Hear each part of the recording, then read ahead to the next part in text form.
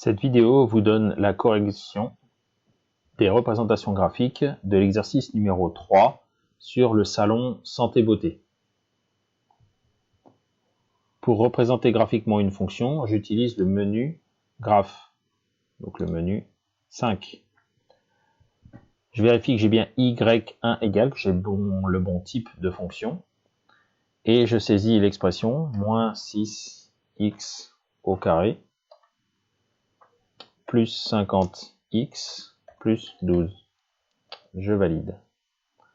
Lorsque je veux la dessiner, j'appuie sur Draw, mais le cadrage n'est pas satisfaisant. Il faut donc que je règle les paramètres avec fenêtre. Shift, Windows. Il va falloir que je saisisse la valeur de x minimum, y minimum. Donc je sais que mes valeurs commencent à 1,5 pour x jusqu'à 6. Ensuite les y, je ne sais pas. Pour le savoir, je vais utiliser le menu Table, 7 sur cette calculatrice-là, qui va me donner le tableau de valeurs. Pour cela, il faut que je règle les valeurs en appuyant sur 7. Mon tableau commence à 1,5, va jusqu'à 6, et je vais de 0,5 en 0,5 puisque je commence à 1,5.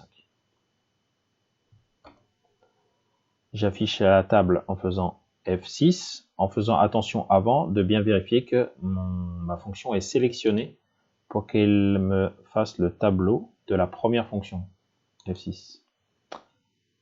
Donc là, je m'aperçois que mon tableau commence bien à 1,5 et va jusqu'à 6. J'identifie la valeur la plus petite des y, 73,5. La valeur la plus grande, attention, ce n'est pas la dernière, 96. Il y a d'autres valeurs plus grandes avant, environ 116. Connaissant ces valeurs-là, je vais régler maintenant la fenêtre.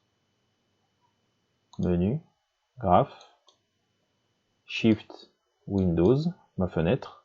Donc 1,5 pour le plus petit des x, 6 pour le plus grand des x. J'ai vu 73,5, alors je vais écrire 70 pour avoir un petit peu de marge pour le plus petit des y. 116 le plus grand, donc je vais mettre 120 pour avoir un petit peu de marge, 120 les plus grands y. Je dessine. Cette fois, ma courbe est bien tracée.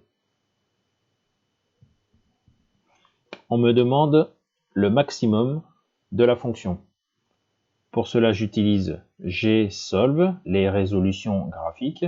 Donc j'appuie d'abord sur la Shift en jaune pour avoir gsolve.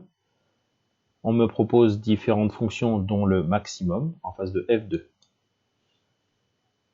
On m'indique que le maximum est de 116,16 et il est atteint pour une valeur de x de 4,16.